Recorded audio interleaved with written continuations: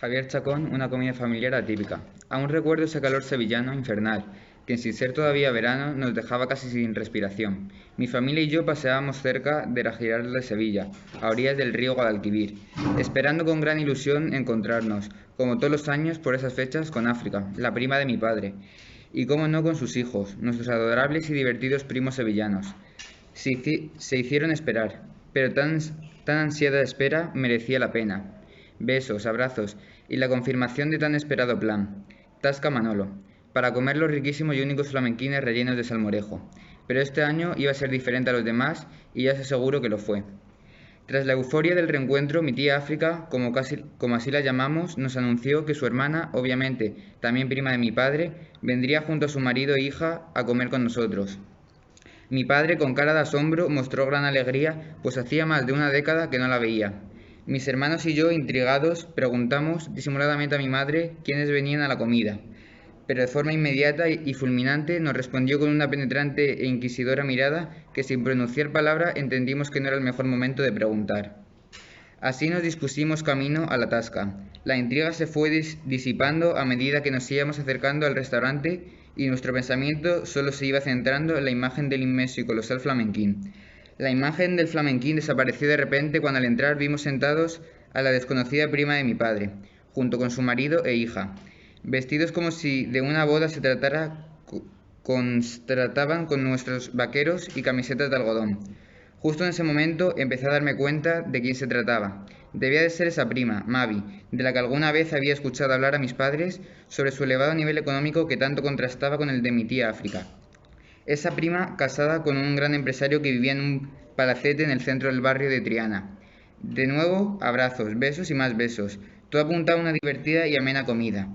Pero estaba equivocado. Las ganas de nuestros mayores por ponerse al día después de tanto tiempo hacían que las conversaciones se quedaran a medio terminar, excepto aquella en la que el gran empresario se dispuso a contar con una gran pasión en su trayectoria profesional en la empresa en la que llevaba trabajando más de 8 años.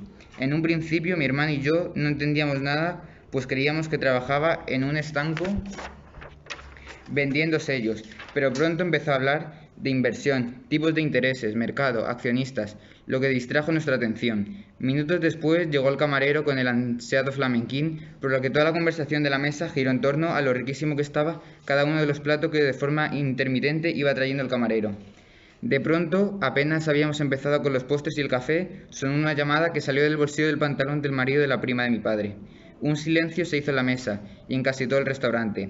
De pronto, este sacó un artilugio pequeño y rectangular y empezó a hablar. Se trataba de un móvil que en aquella época era privilegio de unos cuantos. Del silencio a la expectación y de esta al susurro y de ahí. De nuevo al bullicio propio del restaurante, excepto nuestra mesa que permanecía en silencio ante la cara blanca y pálida del empresario. Una llamada corta, pero suficiente para tener que abandonar de forma precipitada la comida familiar. Una despedida seria y escueta, y un luego te llamaré, a su mujer. Precedieron a una huida rápida en su espectacular jaguar que por parte de magia estaba ya esperando en la puerta.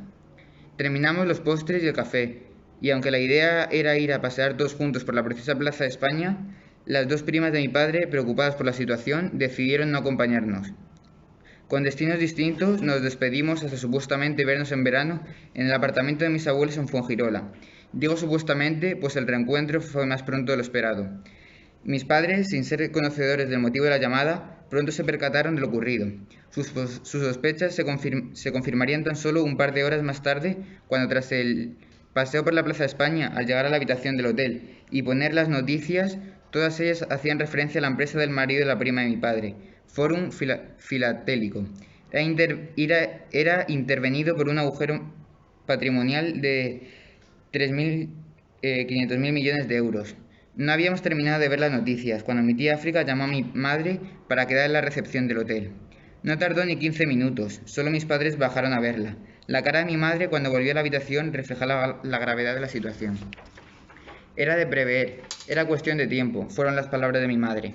De las noticias deduje que el trabajo del marido de la prima de mi padre peligraba, pero tras escuchar a mis padres, lo que menos preocupaba en estos momentos a mi familia era su trabajo.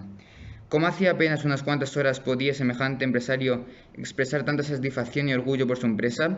Mis padres nos explicaron que miles de personas clientes de su empresa estaban arruinadas.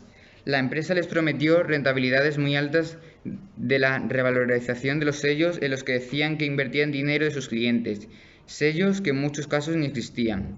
Pero no solo había arruinado a miles de clientes, sino también a sí mismo y a su propia familia. Se había convertido en la víctima de su propia mentira. Los ahorros de una vida de su suegro desaparecieron en cuestión de segundos, así como sus planes de futuro como jubilado. Y por contra, aparecieron todo tipo de sentimientos derivados de la impotencia por la confianza depositada en su yerno todos estos años. Fueron días, semanas, meses e incluso años muy duros.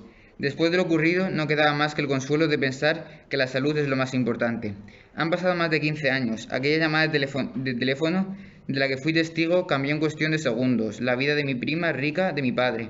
Tras varios intentos por salvar su matrimonio, hoy está divorciada. Vive con sus padres e hijas en un modesto piso de un modesto barrio de Sevilla. De su marido poco sabemos. El tío de mi padre recuperó parte de sus ahorros y nosotros, desde entonces en la Tasca Manolo, disfrutamos de la compañía de la que ahora llamamos tía Mavi y de nuestra nueva prima sevillana, Lucía. Y termino con uno de los tantos refranes de mi abuelo Luis: nadie da duros por pesetas, o mejor dicho, nadie da euros por céntimos. Bien.